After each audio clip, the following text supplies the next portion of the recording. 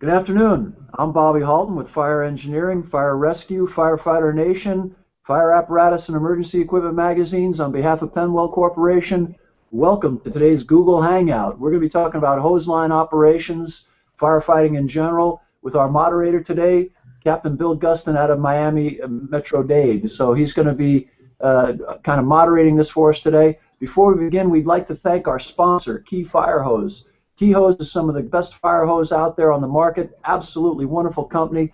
Have a tremendous plant down in Dothan, Alabama. If you ever get a chance to go down there and take a tour, eye-opening stuff. They've got great training on their website, how to measure your fire flows. Wonderful piece of training right on their website. Go to keyfire.com.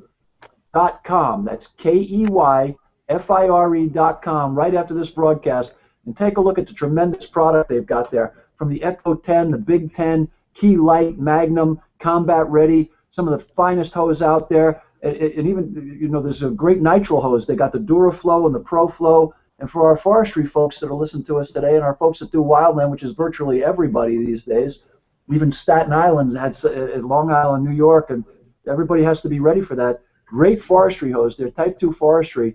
Fantastic stuff. And these are some of the folks that are working with us today about burn-through rates and stuff like that with fire hose, giving it greater resistance. And if you look at some of their hose, you know, the Key is already ahead of the curve in that regard in looking at, you know, burn-through rates and making their hose more fire resistant. So please, wonderful, wonderful people at Key Fire Hose, great friends of Fire Engineering, great friends of FDIC.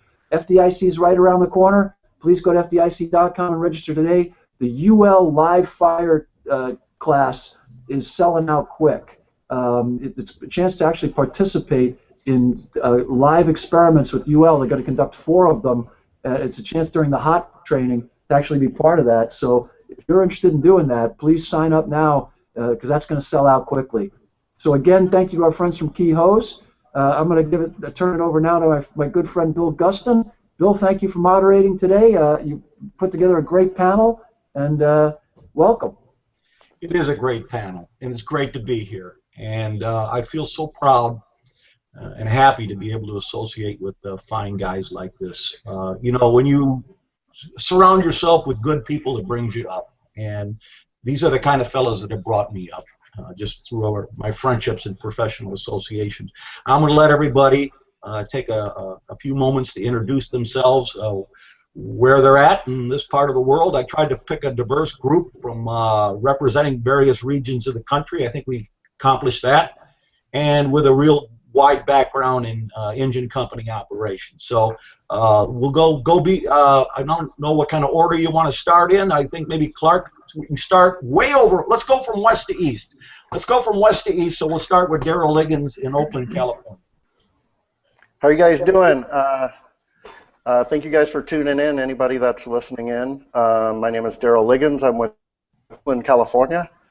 We're about a 25 firehouse fire department just over the bridge from San Francisco. We have 7 truck companies. And before coming to Oakland, I'm a lieutenant here. Been in the department since 1999, and prior to that I worked in a suburb of San Francisco, so I could relate to the smaller organizations running 3 on a rig. We had 4 engines and a truck there in Redwood City. And thanks for inviting me, Bill. I think we're going to have a good time here. Clark, go ahead. Good morning, everybody. Clark Lang. I'm a captain with the Clark County Fire Department in Las Vegas. I've been on the job 17 years. I'm currently working on Las Vegas Boulevard here, the south end of the Strip.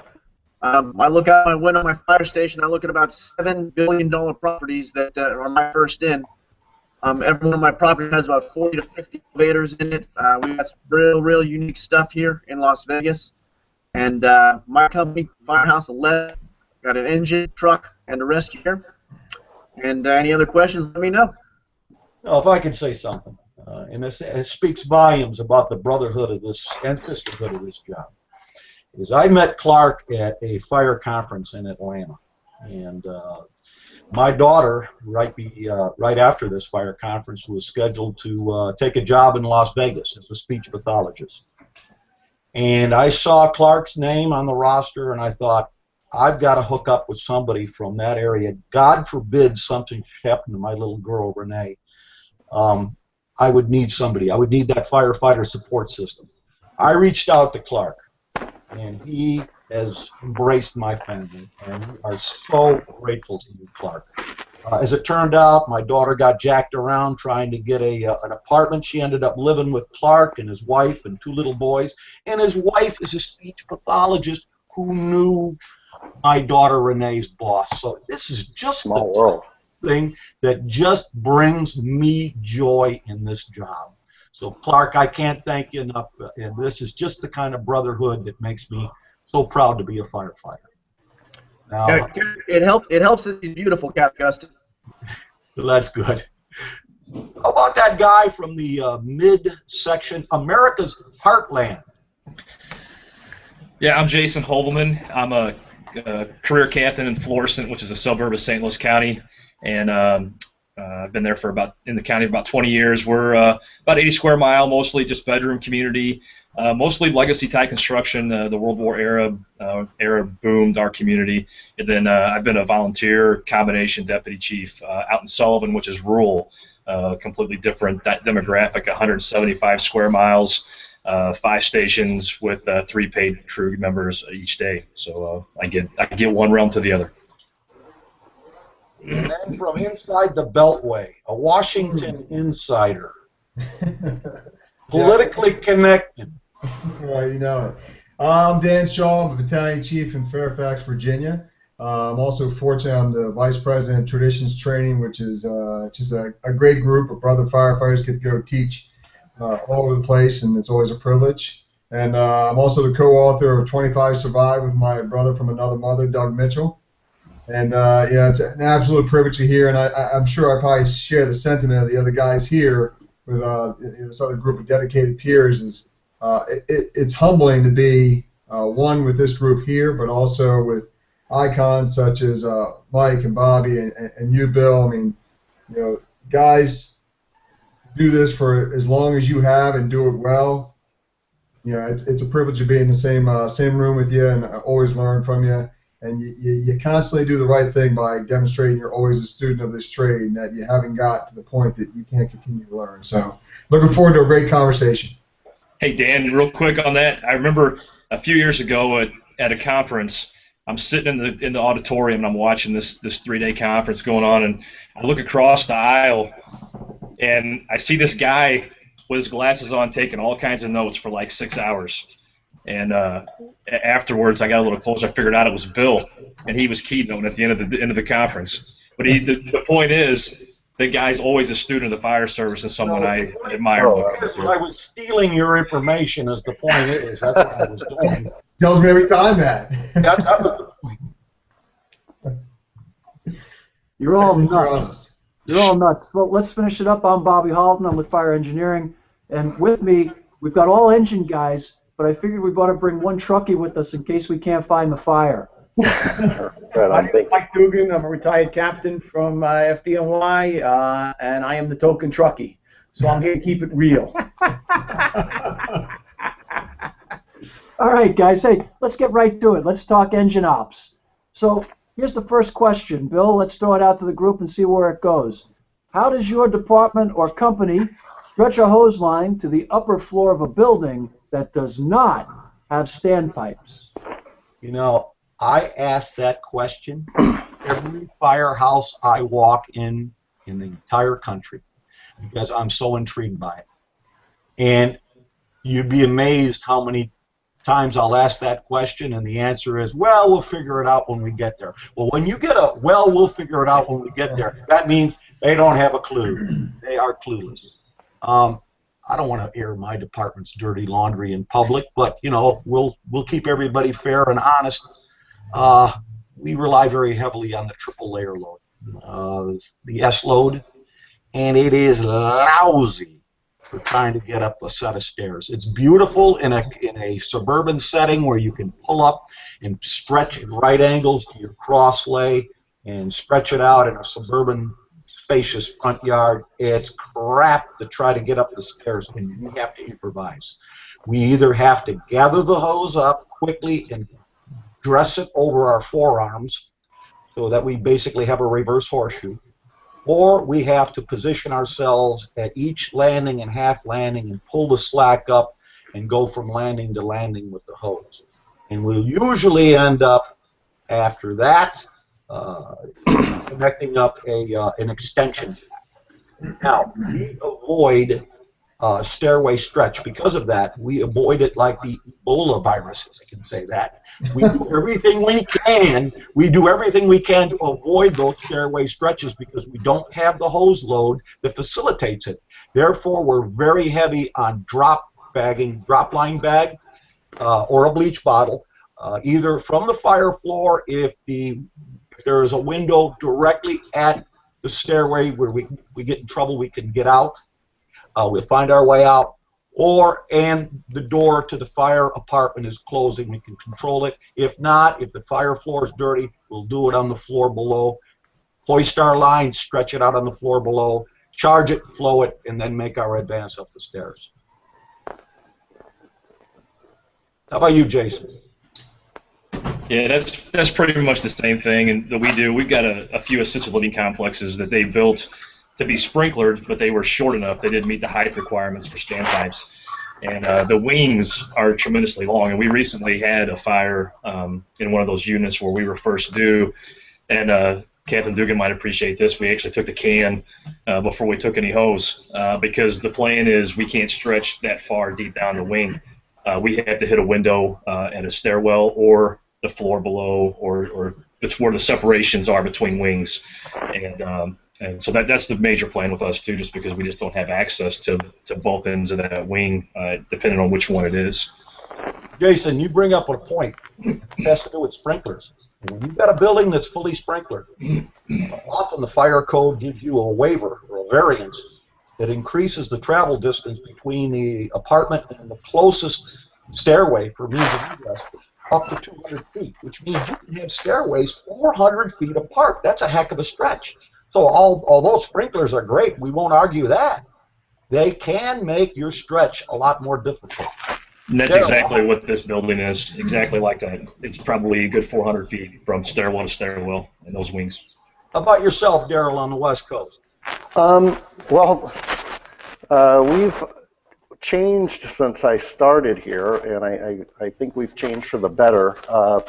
Before I came here, we were just a pre-connect fire department, and a lot of people did rely on using the rope.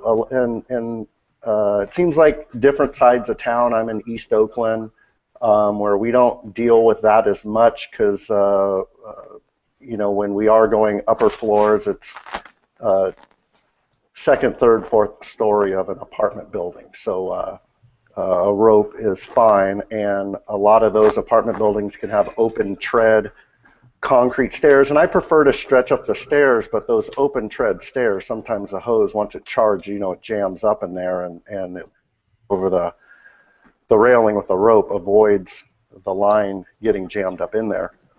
But when I said we were a pre-connect department, we now have a static load on the rear of the engine. That's a 300 foot of 1 3/4 connected to 2.5, filled out with 2.5, and I think that's a wonderful line. That's what we generally will take if we're going up to an upper floor, up the staircase. Not to say a lot of people still don't prefer a pre-connect with with a rope. I personally find a lot of pitfalls using the rope, so I don't like to rely on that. I've seen the bag not make it to the ground. I've seen it thrown from a story where the rope wasn't long enough to reach. That firefighter had to go up a fire escape, a floor, and then hook it and tie it up. Seen it hung up in a tree. So not to say that it doesn't work and it's not fast and could save you a lot of hose, but as far as best practices, I still prefer to go up the stairs. Now, one of the issues, and we're lucky we have 4 people on our engine, but we don't really have the advantage for the officer to go into the building and see if we have a well hole or not. So with that being said, if a firefighter chooses the wrong length pre-connect because they were planning on going up the well hole, they got in the lobby and that doesn't exist, well, they're gonna come up short, or they may do the opposite, grab too much hose, and then they could go up the well hole. So that's another reason I like the static bed, that the firefighters could grab their lengths of hose and then you know, utilize that well hole if it exists, or go up the. You're saying if there's no standpipes, and when I think of standpipes, I'm thinking of a much taller building. If this is something that's really, you know, off the ground, we've done training on hooking up the line to the tip of the ladder pipe. You know, I don't hide my feelings. I'm adamantly against using aerial ladders as a length of hose. I would rather just get the tailboard of that rig up to the turntable and stretch that line up the ladder if we need to use a ladder. But we do have other options, you know, using a rope, lowering the standpipe bundles. You know, when I bring my standpipe bundles up, I bring rope also. We can lower those out the window and hoist that up. So there are some other options, but I really want to use that ladder for potential life safety issues. But yeah, basically we stretch up the stairs with that 1 3/4 inch. Our 2.5 is also a dead load. If we do need a big line, they call it a big line out here, but we have a 2.5 static loaded also. I learned, I met Daryl, and I learned some hose advancing techniques upstairs from him at the Modesto, California Fire Symposium. And Daryl, is your Oakland now using that hose load where you, I call it loading the hose flat but in a typewriter fashion? In other words, you make one layer, then you cross back over and you make another layer, so when you stick your forearm through the folds of the flat layer, is that what you're referring to? Yeah. That works like a champ. It's a measured amount of hose. You can't tangle it up. And how much does each firefighter take with them when they're going up the stairs? It's a lot like the load used. If you guys are familiar with FD&Y's load, it's a lot like that. It's 50 feet in a horseshoe on the top, and then the 1 3/4 inch is 3 wide, so that each layer is 60 feet of hose. And even since we did that class 2 years ago, Bill, in Modesto, changed it a little bit. Instead of putting our arm through the hose, and I teach at our fire academy to all these students, but we pull 3 layers. With our hose bed, it's 10 feet deep. So you end up with 60 feet of hose. But if you want to take more, you know, you can take 2 layers of hose and bring up more. You know. Dan? Yeah. I don't want to refer to it as the Kentland surprise, but you know that I'm very friendly with your associate, Ricky Riley, in Clearwater. And when I was teaching there, they had an engine come out. In fact, the officer at the time was Todd Connors. And they showed me a modified Minuteman 300-foot pre-connect, which they intentionally left the driver engineer out of the evolution. So it was just 2 fellas. I was really impressed. I'm going to guess that you use something like that in Fairfax? Yeah, I mean, particular to your question, the big thing for us is we have a lot of that. We're 400 square miles with 1.2 million people jammed into it, and so we get a mix of older construction. My battalion is all older style with, if it gets knocked down, it's brand new, so it's going to be a mix of lightweight wood lumber yard versus the West battalions are really all that. So particularly in that area, the biggest thing, it doesn't matter where you really work, is the recognition and performing the drills long before the fire. I think each guy talked about that. We drill really extensively on guys recognizing what the setback is, where we're going to park the engine. If we're counting parking spots, wherever the case is, they know from the rig to the building when it's going to be. Interior stairs is where we like to stretch. That's our main, where we like to do the stretch. The main reason, because that's where our truck and rescue is going to probably bring victims out, so we don't have a line in place to knock down any fire that may be chasing them out the door or be coming from a lower floor, wherever the case may be. And they should know prior to, if it's our first new area, That's one thing we really stress through our engine company manual is estimating whether or not you're going to use a well hole. And that's as simple as when you're doing the drills, walk in with your gloved hand, put it into the well hole. If it fits, the coupling's going to pass. So you know now when you run that building, we can use a well hole stretch on that. Otherwise, we're fortunate with our staff, and we know we have a lot of short runs for the stairs. You're not going to use 50 feet for a level. You're probably going to use 25 to 30 feet. So interior stairs is our primary objective, and then usually if that doesn't go favorably for us, it doesn't work for some reason, we always have on every garden apartment. That's usually what we're talking about. We talk about these mid-rises. We treat them more like garden apartments. First two engines in the front, third engine's going around the rear. Their primary job is a ladder and a line if the truck's not already back there, and they're stretching over a ground ladder. The last thing we really do is either drop hose down or start using rope. And a lot of that is because it adds another tool we have to bring to the firefight. Yeah. We're much more used to stretching directly to our fires and quickly doing it. And a lot of that goes back to where engines are set up.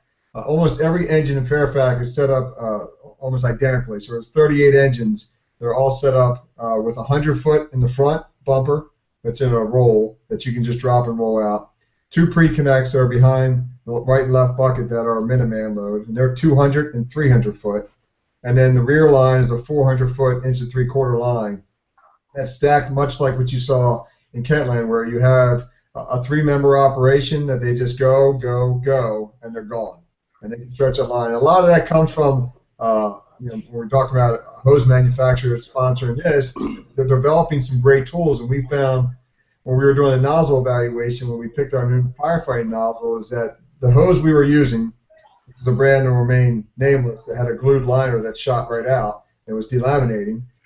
We went to the new technology. So we have a vulcanized rubber on the inside. This is a hose line that's 1.75 inches, but the interior bowl size goes up to 1.88 inches. So we're able to flow a lot of water with no turbulence. So 400-foot, 500-foot lines can be quickly stretched right into where we need to be, and we're not worried about friction loss. We're not even getting close to 250 psi on a maximum pump pressure to deliver 185 gallons of fire, regardless of where it is.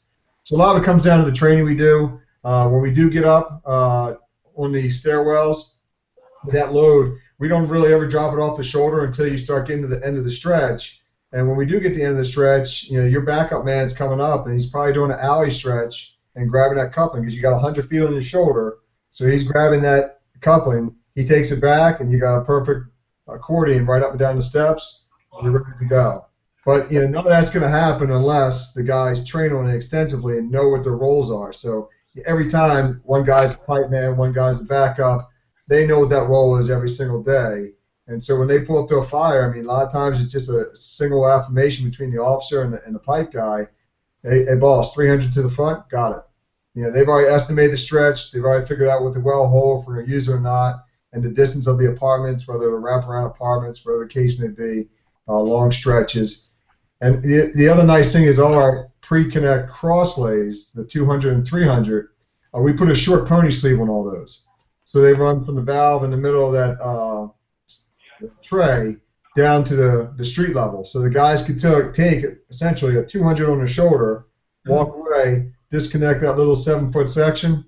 The other guy takes the 300, and within 3 minutes we'll have a 500-foot line in place just by putting by two guys. Because they've already practiced this evolution, they know we can break that apart, so that 200 and 300-foot pre-connect suddenly become one 500-foot line. We're talking about these different techniques, these different tactics. They're not always going to work at every building. But the point I want to make to all of our viewers today is that the time to make the decision to determine what is the best way to get a line to an upper floor is 3 o'clock in the afternoon when you're waiting for that ambulance to arrive on a medical call, or you're doing some other kind of pre-fire planning, not 3 o'clock in the morning with smoke pushing. These buildings, we're talking here multiple family dwellings, they require, you got to know before you go. And the time to know is during pre-fire planning. And on the topic of this question about if going to an upper floor with no standpipes, and I teach with the standpipe group at the FDIC, And I find that even when standpipes are available to use, it's often not the best option.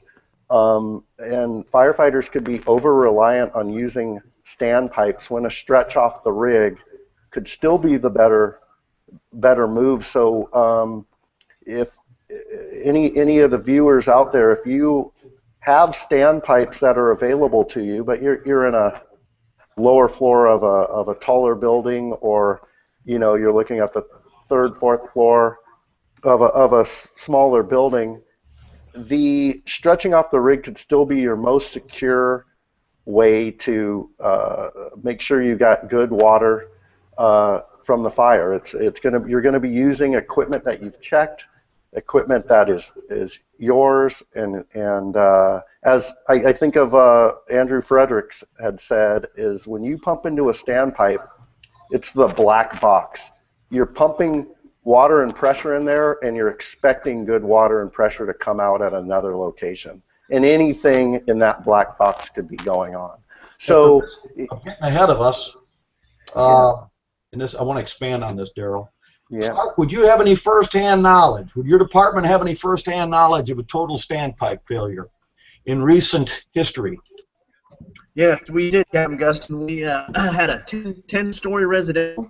It was an older building, probably 40 years old, and we had catastrophic standpipe failure with fire on Division 10. Of course, worst-case scenario, Murphy's Law. And what our guys decided to do was do the rope bag down from the 10th floor, and we hauled 2.5 up the side of the building, and we got water on the fire really, really quickly, faster than we would have ever done a hallway stretch or anything like that. And it worked well. And I agree with Daryl. Man, standpipes, there's a lot of factors that go into standpipes. We've got PRVs, and we've read so many line of duty tests about improper PRVs and standpipe problems, stuff like that. We have them all in Vegas. I have high rises that are 1 year old, and I have high rises that are 50 years old in my area. And a lot of times these standpipes are never checked. And we went into a building that was getting demolished 1 year, and we cut a section of standpipe out, and the standpipe was 90% fluted with rust and corrosion. And this is the standpipe we would have hooked up into if we had a fire in this building. So back to the original question. We like the rope bag stretch. When we leave the ground floor, every single firefighter carries rope with him if he's leaving the ground floor. So that's one thing we do on Clark County. And I love to use my own engine. I love to use my own hose. I love that. That's our primary attack. And let me ask you, Clark, when you do have the stretch up the stairway where there's no rope, there's no well, there's no window, there's no way to effectively drop a rope, and you're forced to do a stairwell, a good old-fashioned conventional stairway stretch, do you have a hose load that's configured for that? No, we don't. We have high-rise. Our high-rise standpipe kit is we have 150 foot, 3 sections of 50 feet each, 2.5, and those are pre-bundled. We bring those up and we just put them floor to floor to floor. Landings, we open those up and connect them as we need them. You know, this is nothing new. The Brits still do this. They don't have hose beds in Europe or in the UK, and the Brits take a roll of hose and they connect it to the delivery of the appliance, if you will, and take those lugs and roll it up the stairs, and then they hook up another one and hook up another one, and for 2, 3, 4 floor fires, perfect for that. So in that way, you're not carrying a bunch of hose with you or run the risk of dropping it, and especially one of you fellas mentioned the open tread stairs without the risers. You really got to be careful before you charge that line to make sure that you don't have that hose. That's one of the drawbacks, and I know we're getting ahead of ourselves, of this Cleveland load. You charge that on the stairs, you've got open treads without risers, you better be very careful. Well, Bill, that's one thing I think Daryl was saying. We used to have a 200-foot 2.5 with a gated Y to 200 feet of inch 3/4. That was our leader line. That was a long line, your 400-foot line. And we went away from that to the 400-foot inch 3/4, some because of technology, but the other part was, what we're seeing is that we could get the stairwells, and it wasn't very uncommon for one, you're taking a 2.5 and dropping a charge in the middle of a stairwell it was problematic for any advancement. But that gated Y, as it got closer and closer to that well hole and the side of the railing, as soon as that dropped over and fell in that space in between the stairs, you weren't getting it back. You're making a push and you have a gated Y, it's stuck down in there. So having just one seamless inch 3/4 hose run that whole distance was fantastic. Okay, I'm going to play as devil's advocate. And you and I are like-minded. In fact, it's scary we're so like-minded. You got better hair than me, though. Play the devil. Yeah. I'm going to play. No, I can take. It's a toupee, and I can take it off and wash it and find it in the microwave. But compared to that little thing that's underneath your lower lip. Play the devil's advocate here, Chief. Well, yeah, you can stretch the inch and 3/4, but if I stretch 2.5 or 3 inch with a gated Y, then I'll have the ability to flow 2 lines. How would you answer that? You put all your eggs in one basket is what I answered it with. And get the first line in operation first. Don't worry about that second line. Get that first line in operation first, and by using all inch and 3/4 rather than a gated Y with 2.5 or 3 inch hose, you're going to get it there a lot faster and a lot easier with a lot less people. And then what you really see is, so if I have a 200-foot line coming off that gated Y, the next question is, what is the line you would bring the hook into that gated Y to back me up to be that second line? I hear you. Guys would say, I'll bring my high-rise pack or my standpipe pack. Well, from most places, that's 100 feet. So your second line is going to be 100 feet shorter than the initial line. Yep. Yeah, and that's one of the cardinal rules of stretching a second line is that strong consideration that the second line is going to have to be longer than the first line because it's going around the rear or going to the floor above. Yeah, you're anticipating you didn't make the stretch all the way to the room, or you couldn't reach the upper floor, so you have that ability to do it with the second line, not take a defensive position, wait for them to retreat back 100 feet to where you are. And that's right. And Dan, for us, we're a 105-foot quint, but we operate as an engine company 95% of the time.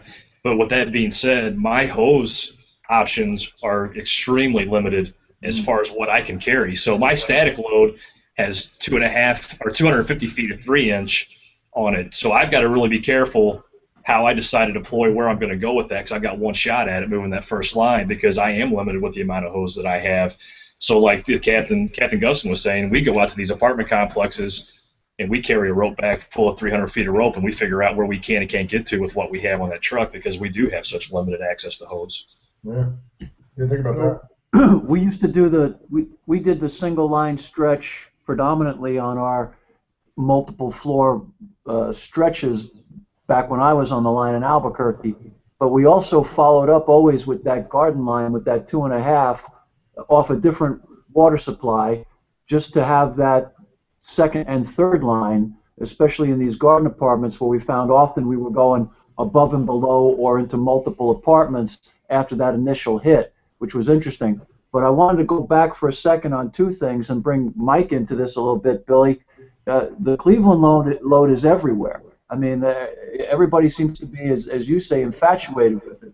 I think we should talk a little bit about that in a little more depth.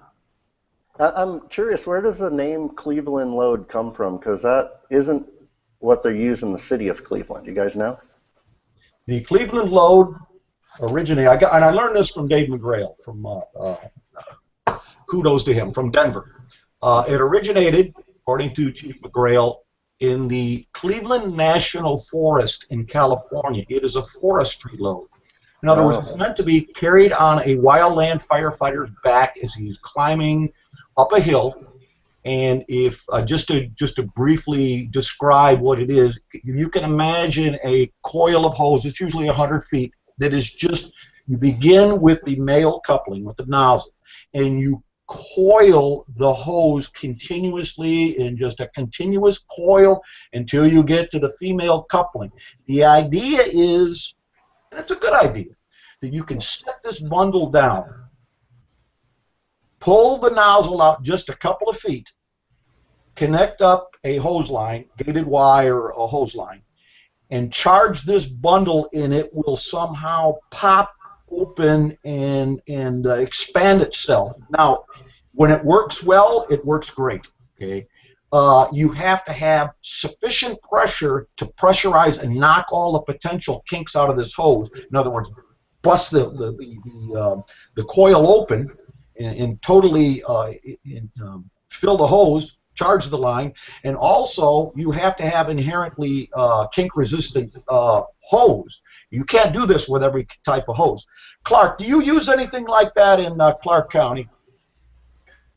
We do. We call it the apartment load because it works very well for our apartment complexes. We typically have 2-story apartment complexes. Our strategy on this is first firefighter takes the apartment load, he makes it up to the landing, or maybe in a garden-style apartment, he makes it into the courtyard as close as possible to the fire apartment as we have. He lays the hose out, he opens it up, he releases the fasteners, and he creates a circle with it. The second firefighter, he's pulling in a 2.5, and they connect that right there. We pop it. That allows us a 2.5-inch water supply. We have a gated Y at the end of the 2.5, and we have 100 feet of working line, 1 3/4, right at the fire door. Another firefighter could come up with another apartment load, and we can add another 100 of working line, 1 3/4 working line, onto that 2.5 as well. It works really, really in those applications. Clark, you're talking about garden-type style apartments where you have the stairways that lead to a breezeway or a landing where you would have 2 or 4 apartments on each landing? Yes, sir, that's correct. So you have a limited space to deploy the hose. That is an ideal application for the Cleveland load. Now, I don't want to sound like I'm a Cleveland load cheerleader. It has its applications like everything else, but Clark just gave probably the best application for that right there, in my estimation, in my humble opinion, very humble. Bill, we do use it in Fairfax. On our high-rise packs, we carry 3 high-rise packs. We have a 100 feet of 1 3/4 that is in just a U-shaped horseshoe load. We have 100 feet that's in a Cleveland load, and then we have a 2.5 that if the officer decides to use for commercial or a large volume of fire, they'll take that. But when we use that 1 3/4, I mean, again, it comes back down to the training because you got to get your reps in, and we know repetition is reinforcement. It's going to be reinforcement of bad behaviors or good behaviors. So, what we train our guys on is that there's some key elements to it. Is one, the staffing allows us to do it because there's a person who stays with that bundle. But a lot of times in our high-rise configuration, when it comes off the riser, it comes to a gated Y. And the reason we use that gated Y is it allows you to get all the air out of the line, out of the unhooked gate. So if you have air in a Cleveland load, it's not going to work. It's going to fail miserably because it doesn't have the stiffness of it that you need for exactly what you're talking about with kinking. So you open up the other side of the gate, get all the air out until water flows, close it, start to charge your line, and then the nozzleman walks away. And why we like it is, one, it's usually the load that ends up on the landing, and it can deploy out easily. But the other application that works out pretty well is that if the guy's squared away, they've trained on it, and you got a landing right there, you got a truck and a rescue, making a rescue, doing forcible entry, pulling someone out, they can take that entire load, push it up against the wall, and start just working those loops down the hallway. But again, it comes back to the training, and it works out really well, but it is not, it's like forcible entry. You don't get to the door and say, hey, I have plan A, and that's it, and I quit. It's another one of the plans we can execute if we recognize the situation and say, all right, this is good for the Cleveland load, we're going to use this. Because one of the variations we also teach, and I'll give props to my friend Tony Kelleher, is kind of a modified of that. When you have the Minuteman load with the 2 loops, you kind of go to a knee and drop as a gentleman and lay it on the ground, and then you take those loops from the bottom to the top and work them over top of your arm, step up, spread them out, step into it, and then you have a Cleveland load right there. So that's when you get to a front door and you overestimate it, and you have 100 feet on your shoulder, and you only need to go 25 feet, you drop this, you put the loops over your arm, you spread your arms out, step through the loop, and bam, you got a Cleveland load that's charged right there and easily deploys. Daryl, any opinions, any comments on the Cleveland load? I haven't used the Cleveland load. I know department north of us, Sacramento, they use that, and I only have limited experience seeing it when we were in Modesto. I know the city of Modesto did use it, and then they went away from it. One of their complaints was as they're starting to make the advance and the loops are coming out, you get what they call a cat's eye kink, where that hose comes and it's only for a brief second. I don't know if operationally it's going to be a big problem. More of my experience with that would be with our wildland fires. We use what we call a NAS pack. Actually, we did until very recently, just a few months ago, we changed to a twin donut roll. But you know, we get grass fires out here, and it's exactly how you described, Bill. That you know, it's a line we carry on our back, and when you're on a steep hillside in the bushes, you could set that down and let it charge in a coil. Now, as far as structural firefighting, we don't use gated Ys. I'm really with Dan on this one. Actually I wrote an article for our department on why not the Y, and we're not using it for standpipe operations or structural firefighting. I know departments have great success with it. Chicago uses it every day. Detroit is using it every single day. I'm still find a lot of pitfalls, and you know, that Y can potentially become a problem if the gate were to open. You can lose a lot of pressure. It can end up getting dragged in part of that initial attack line, and if your lines are different lengths, you can have pressure issues. And you know, one thing to try, and I've done this a few times, is take a length of 3 inch or 2.5, whatever you would be using to supply this gated Y. You know, get it a couple of 100 feet, because generally when we're doing this, it's something beyond most people's pre-connect, a couple 100 feet, and then put 100 feet of 1 3/4 on each side. And if you can, I would just take an inline pressure gauge behind each nozzle. We're using a 7/8 tip. But what I would do is have the engineer charge it till we got 50 psi to the nozzle. And without making any changes, have the firefighter on the second line open that nozzle.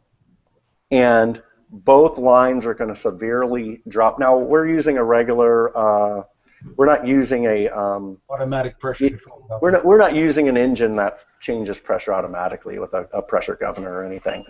But that pressure would go down to, we were getting 15 to 20 psi suddenly in both lines. So you radio the pump operator, hey, bring these up, bring them both up to 50, and then shut one of the lines down, and the other line ends up with so much pressure it's unmanageable. I don't know what other people that are successfully using this in Chicago or Detroit are doing to combat this, but I find that it's tough to control the pressure on both lines. The other thing is, majority of your line is the same line. It's not a backup line. You know, 2.5 or 3 inch were to fail, you'd be losing both lines. How about you, Jason? Any experience with the Cleveland load?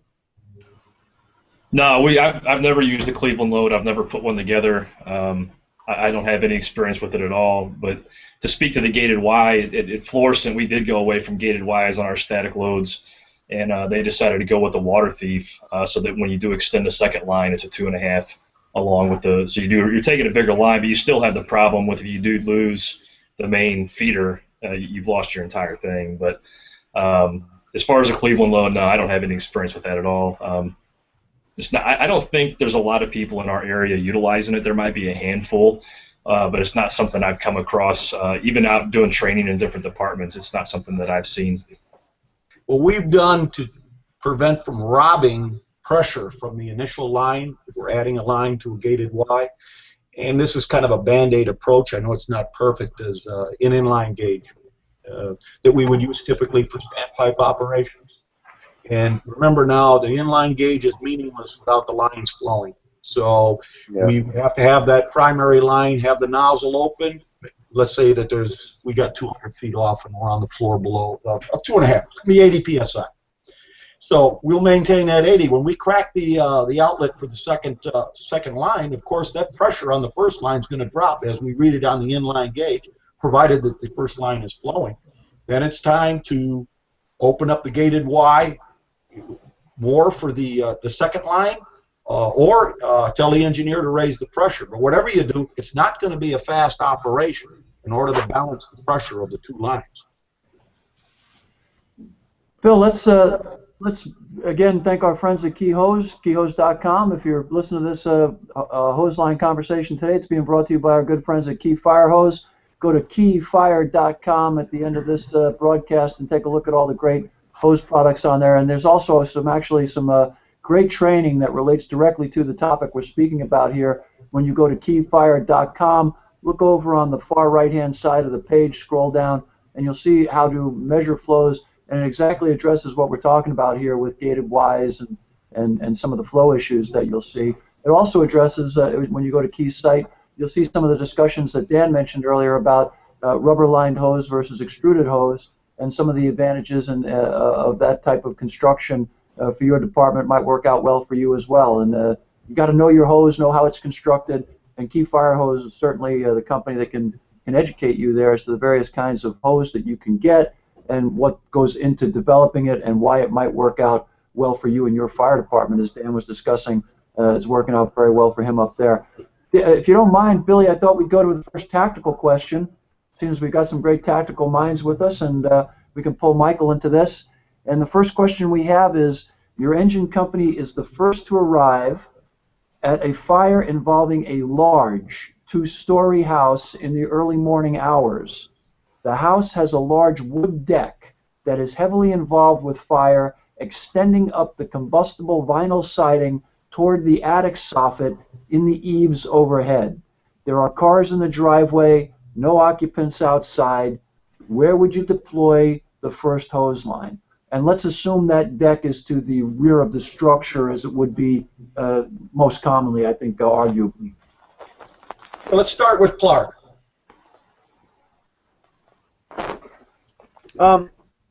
I think on this one, Cap, we are going to, first hose line is going to go to the Charlie side, and we're going to try to knock the bulk of that fire off. The bulk of that fire, the heat is coming from that rear deck, extending up. If we can knock the majority of that fire down from the exterior on that rear deck, and then knock the fire off the siding, we could stop the majority of that problem immediately.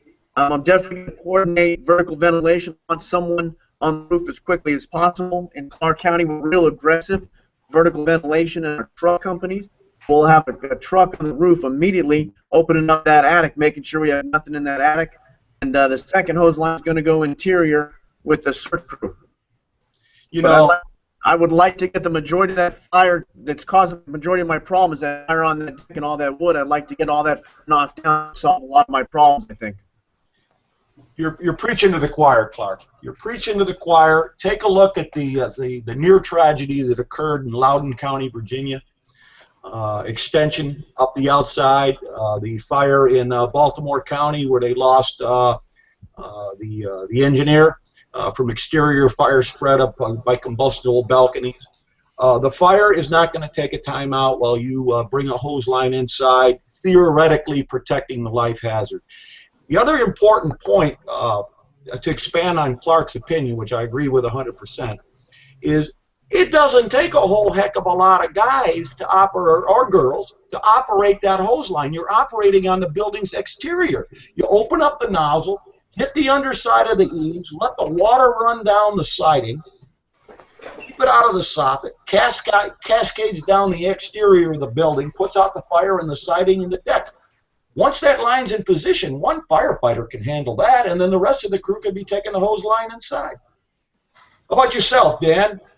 You know, well, the two fires you mentioned geographically are about 30 miles from where I work, and then, you know, unfortunately, we have the Kyle Wilson tragedy in Prince William. And so the first element of that is that's why we mandate a 360 check before guys go across that threshold, is to identify where that fire is. And to the point you exactly said, I mean, that's we can deploy a line. We had a fire in Fairfax very similar to this.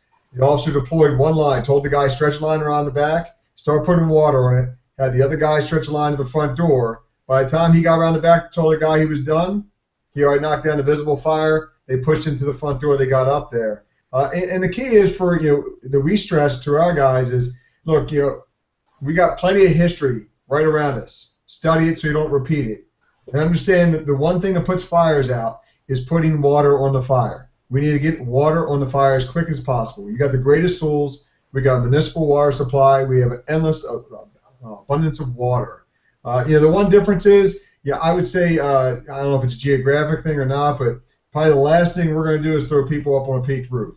We don't routinely get on residential peaked roofs and start doing vertical ventilation. We'll spend our time more getting a line up the stairs to the attic or getting a line up to the gable end vent and the truck working to do a gable end cut down to get that attic space opened up. But most of the residential construction we're dealing with, either in the older battalion I have is a little heavier, more dimensional lumber, or it's just lightweight wood construction, and we have no idea how long it's been burning and how much it's polluted up in that area in that lumber yard, and we don't really want to throw guys up on there. And quite frankly, we just don't do vertical ventilation quite enough on a peaked roof that we're extremely proficient at it. That's going to have a greater impact than having those people concentrate on getting that line to the upper floor and getting water on the fire. Dan, I taught a class in Bellevue, Washington, and their chief of operations told the class, the number one reason I want my people to do a 360 at fires when they can, and we realize you can't always do a 360. The number one reason is to try to find a reason why we would not take the first hose line in the front door.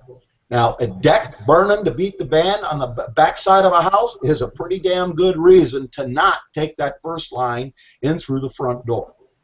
I can think of a lot.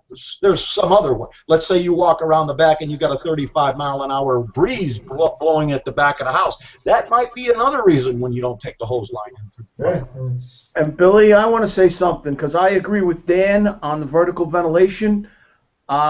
If somebody you love was trapped on that second floor and you don't know what the civilian conditions are inside that building, but if you have a family, you have cars out there, you want to search for life hazard.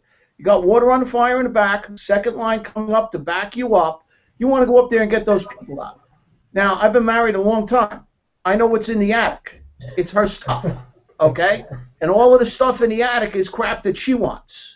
Okay, nothing I have, it's all out in the shed, okay? But the whole difference is, with that, I want my family out of the house, okay?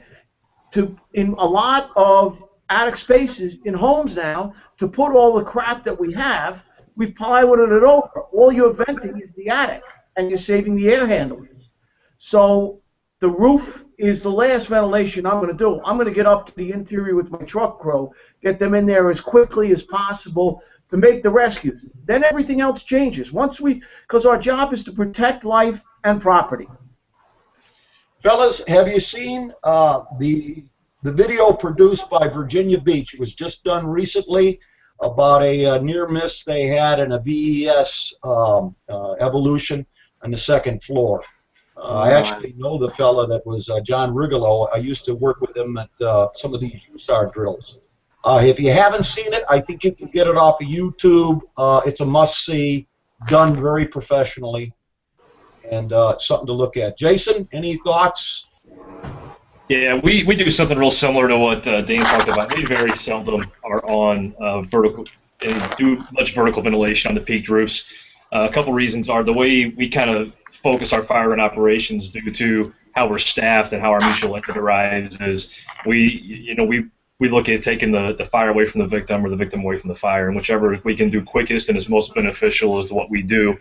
Looking at that fire, I agree 100% because it's an exterior fire. The interior becomes an exposure, and so we're trying to see the fire first. Taking a line to the inside, we're only going to protect the interior if the fire makes that breach, and the hope is we can get to it quick enough to keep that from happening. But we very seldom get on roofs, peaked roofs anyway, for the same reasons Dan talks about and Captain Dugan is it's always full of stuff, and the effectiveness is not always there just based on the manpower that we have available. How about yourself, Daryl? You know, I think Clark gave an excellent answer. I really can't disagree with anything he said, and I may not have given the same answer prior to some of the UL testing. I always knew a straight or solid stream isn't going to push as much air, but I had always been brought up on the first line goes between the fire and any potential victims. But what we're learning is even if this fire had breached through a window or this interior, that using a straight or solid stream is not going to be driving fire into that interior. Things better. This whole situation, which is rapidly spreading, a wooden deck, vinyl siding, possibly getting into the attic, we're going to make things better rapidly by getting water, preferably in a straight or solid stream, as rapidly as possible. It's going to cool the interior, it's going to extinguish fire, and that coupled with a aggressive interior search, if we have heavy smoke in there, to then get victims out, I think is we'd be winning this fight. Oakland Fire Department is we do a lot of vertical ventilation. We have older buildings. Most of my experience is on the engine. Even as a truck officer, I'm usually inside where I would be doing that search and pulling ceiling and extinguishing that. But we do find that a lot of the buildings we deal with are older construction, very solidly built and safe to operate on. We don't have snow and ice to deal with in our climate.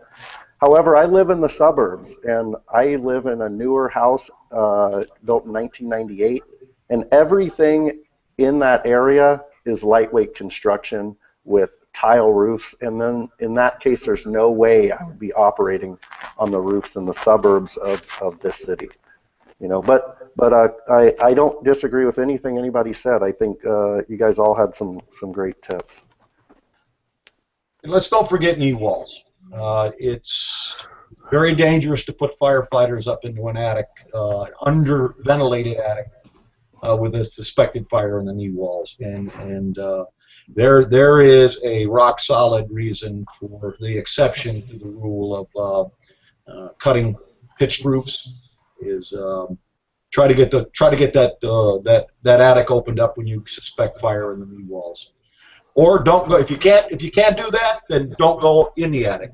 Piercing nozzle, ram it through the gabled end, or do whatever you need to do to put water in that confined space. But if you go up there and you haven't ventilated the roof and you bust a hole in the knee wall, that fire could roar out with a vengeance, and you know it has burned several firefighters. Yeah, we have a lot of knee wall voids in the area I work in. They often could be storing, decorations or just, whatever they could stuff in those void areas. It's usually a balloon frame construction where I am. And Chief Halton, when you were saying that when the three ways to get out of your house, and you mentioned one was walking in the attic, are those two bedrooms on the end, are those knee walls also? No, if you look at, we were talking before we went live about this particular type of fire, whether it's lightning strike oriented fire or if it's just a fire from the exterior extending up into an attic space. A lot of the modern construction that we're seeing, and this is why understanding construction, your local construction, your old as well as your new, is so critically important to firefighters and relates so importantly to your hose stretches. A very popular modern construction over the last 10 years is to build attic access, which is a regular man door at the top of the landing. So as you go to the top of the landing, you go left to a bedroom, right to a great room, right in front of you will be a man door that takes you directly into the attic space. And as Mike said, generally planked over so that people can get plywood, they can get in there and they can stack their stuff to the rafters, as my wife and I have done. But that's not uncommon. The other thing that we're seeing with some of these attic fires today, and I think I love the attack that Daryl and Clark laid out. I think it's a great attack. Oftentimes we're finding now that these modern attics are subdivided, which are another interesting issue when we're talking about fire attack. Your EVATAC is great if you've got that open attic space or if the fire is predominantly in that body. But the attics that we're seeing across the country now in some of these more modern domiciles with second floors are actually subdivided by and the partition is actually the living space in between different attic spaces. So a lot of interesting problems up there. We probably have time, Bill, for you to ask maybe one last question about handline stretches, a key question that you'd like to ask of your panel, and then we'll bring it home. Well, I have a question for you. I think this is going real well. I'm learning a lot. I'm enjoying the hell out of it, and I hope you have us back, the same group. You have my promise, and I'm going to talk to my good friends at Key Hose. Maybe we make it a regular hose line operation hangout, and we get it all scheduled up. But absolutely, you have my promise that we'll be doing this one again. Just so the folks out there know, Bill and I put together a list of topics. We put together a list of about 20 different, 25 different things. We got through 2 of them. I told the boss there, Bobby, I said, here, this will get us started. I said, but with this spirited group, I doubt we'll be using many of them. We'll just, the conversation will take on a life of its own, and it certainly has. Do we have time for another question there, boss? Yeah, let's go ahead. You want to do one more tactical, or you just want to do a basic handline question? What do you want to do, fellas? You're the boss. Let's throw out another tactical. I like the tactical because it brings in multiple aspects of the of the deal. Let's go with a. Here we go. Here's a good one, and this goes to staffing, and then we can get Jason. Be perfect for this. And by the way, Jason will be doing a bailout class, a hands-on training bailout class at FDIC as well as a classroom. So make sure you sign up early for Jason's class. Jason's going to be teaching a hands-on evolution at FDIC, so please sign up early for that as well. Here's the question. You are the officer of an engine company staffed with 3, yourself, driver engineer, and 1 firefighter. Your department is operating in an extra alarm fire, so your department's had another fire, and your company is relocated to cover another company's district, okay? Your engine company is then first due at a fire involving a 2nd floor apartment fire above a row of stores in your town's old commercial district. Fire is blowing out of a 2nd floor apartment window. Due to resources committed to the extra fire alarm, you have to operate alone for quite some time. Where and how do you deploy the first load? Great question. Well, we're going by seniority here. I don't know who's got the least seniority here. We're always picking on Lamping here. He looks the youngest. What?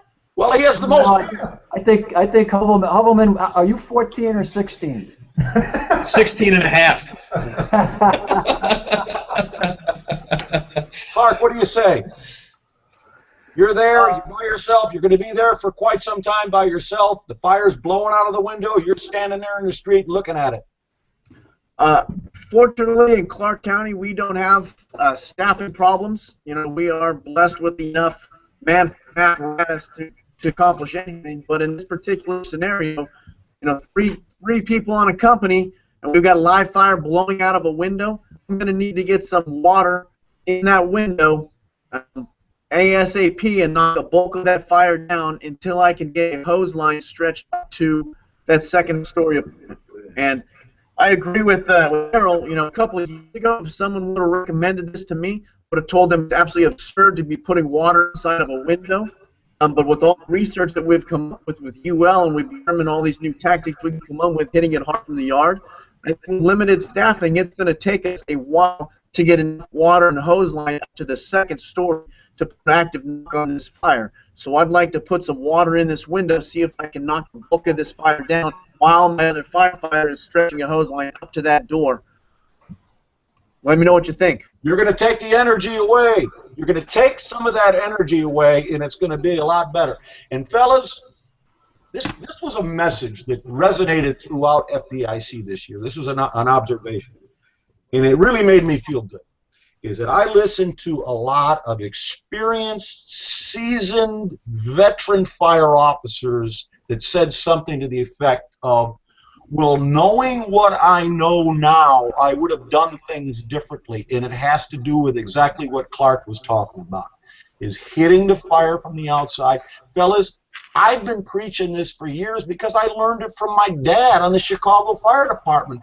Bill, don't be afraid to give a fire a dash from the outside if your interior attack is delayed for whatever reason.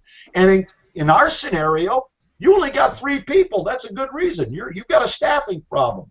So I couldn't agree more with Clark. Now, I think we could all agree I'd rather be taking a line up the stairs in a conventional way if I had the personnel to do it. The question is, what's worse? Delaying the attack and allowing this fire to burn out of control while you attempt a failed interior attack because of lack of staffing, or hitting the fire from the outside. I also think, Bill, I also think there's another huge issue here. Because reading this question, you are in Old Town. You have a fire on the 2nd floor of an old commercial district. You are going to be by yourself. Yes. This fire reminds me of a fatal fire in New York City, the Atlantic Avenue fire, where Scotty LaPedra passed away, where they went to the 2nd floor because that's where the fire was showing. And the fire was burning on the 1st floor, and the floor gave way, and they fell through. Okay? You are going to be by yourself. You have to open up that 1st floor in Old Town to see if it's above the drop ceiling. It could be burning in an old lath and plaster ceiling above your head. You can't put your 2 people and yourself upstairs without knowing. You've got to identify all sides of this fire. I agree with the deck gun right through the window, but you have to go to that 1st floor before you go up those stairs. You have to open up that commercial. It could be the kitchen in the back of the restaurant. It could be the storeroom in the back, whatever. But you have to know where that fire originated from. You have to hook that ceiling over you on the 1st floor before you commit your people upstairs, because you could be above a fire that's burning on the support structure. You get your people up there with that line, and the floor fails, and you go. Dan, correct me if I'm wrong. It's my understanding that Washington, D.C., no matter where the heck the fire is reported, they will have one of the first arriving companies check the basement. I believe it's the second due engine. It doesn't matter if it's a 30-story high-rise. They always do it, and it's those who don't learn from their history are bound to repeat it. They had multiple line-of-duty deaths that were related to basement fires.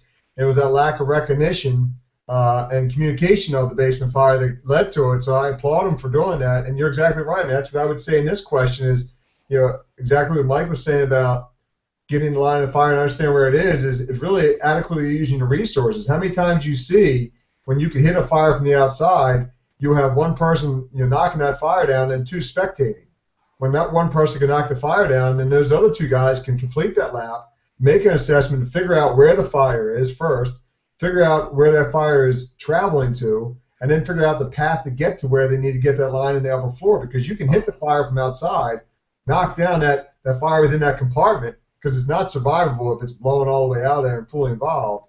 And now, while they knock it down, you decrease that little bit of that energy party, and now you figure out the quickest path to get the line into place. And it might be on the 1st floor because you took a lap or you got around and you saw, hey, look, the fire's burning in the back storeroom, came up through the chases and got in the 2nd floor. It just happened to be showing itself on the 2nd floor.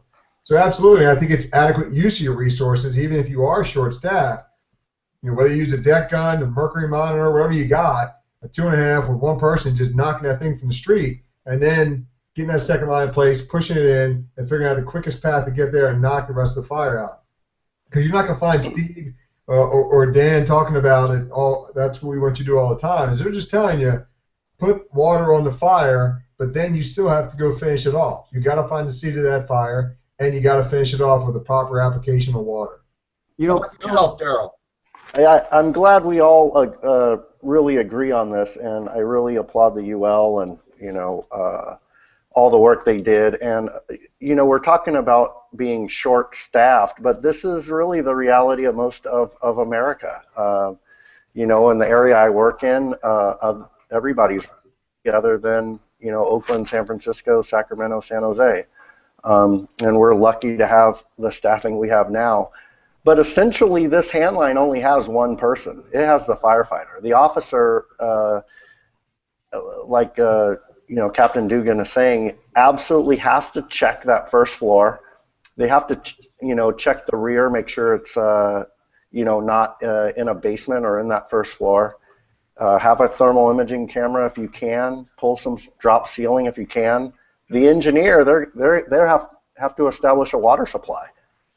So it leaves that nozzle firefighter alone, and this is all the more reason to truly understand that spraying water in a window is not a bad thing. It's only going to make things better.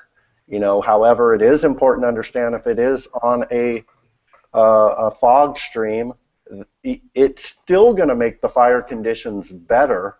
However, it would be then driving heat and smoke with that air movement through the rest of the occupancy. But any water in that window is going to make things better right away. Well, let's Jason, why don't you chime in, and then we'll bring it home. Yeah, we're doing the same thing. The firefighter's going to have the line, and we've talked and planned about this because that's how we ride on a regular basis as an operator, an officer, and a firefighter. The key for us is, and Captain Dugan alluded to it, and so did Daryl, is that the officer is basically looking for clues during that time. He's checking the first floor, checking even while he's applying water. If you don't get around to the back, he's in the. A lot of times, those types of buildings will open up to the front with another door to the stairs. He may take that camera, take a look up the stairs while he's applying water to see if we're getting any different kind of reaction at the top of the stairs where we're going to have to deploy. And once all those things transpire and we knock that fire down, the two guys are going up the stairs, and the operator at that point is the door guy below and watching conditions again from the exterior. But that's kind of how we plan it out. With the key being the officer checking the first floor, getting around it if it's small enough to get around, but also taking a look with that camera up the stairwell if it's easily accessible, just to see if there's conditions changing upstairs, or maybe there's another body of fire right at the top of that stairwell. And as everybody has said, please go to UL's University Fire Safety University and go to the Governor's Island study. This exact scenario, what everybody's referring to here, is in that particular program, the Governor's Island study, exactly what everyone's talking about doing here. And note that in those instances, with the smoothbore nozzle being directed into that particular fire on the second floor, that you were not pushing the fire because it was a smoothbore nozzle and a bi-directional flow path. So very, very, very well done. I highly recommend people take a look at that. Bill, any closing thoughts? Boss? Yeah, go ahead, jump in. I'll throw out a big thank you to the FDNY. Fellas, you know that all of this research would have gone nowhere, would have had no traction, had it not been for the FDNY jumping on board with 2 feet. They not only embraced it, they spearheaded it with their research at Governor's Island and what they did with Chicago and the positive pressure ventilation in the high-rises. And my hat's off and a big thank you to the FDNY. Mike, I know you're the representative, and Chief Healy, and I'm sure there were others that played a big part. And Cirillo, Chief Hay, yes, Jerry Tracy, Commissioner Cassandro. Yeah. Absolutely, and a big thank you and kudos to the FDNY, because let's face it, when something new comes out into the fire service, inherently somebody's going to ask, inevitably, well, what does the FDNY do? What is the FDNY doing about this? Well, we now know what FDNY is doing about it. They're open-minded enough to take a look and realize that they can maybe do a better job at things, and we all need to do this. Well, and I agree, and I don't want to sell anybody short, but the other people we should mention too is Derek Alconis from LA County. LA County's put their money where their mouth is as well. So coast to coast, everybody in between, great guys, great firefighters like Jason Hoevelmann and Daryl Higgins and Danny Shaw, Ricky Riley. Great firemen across the country and firefighters across the country have looked at this research, have embraced all of it, and are showing people how to use it where appropriate and how to make it give them another quiver in their arrows. So. Again, there's going to be at FDIC this year a chance for you to participate and test some more theories. We're going to be doing testing more theories live right there. We're going to be burning buildings. You can be part of it.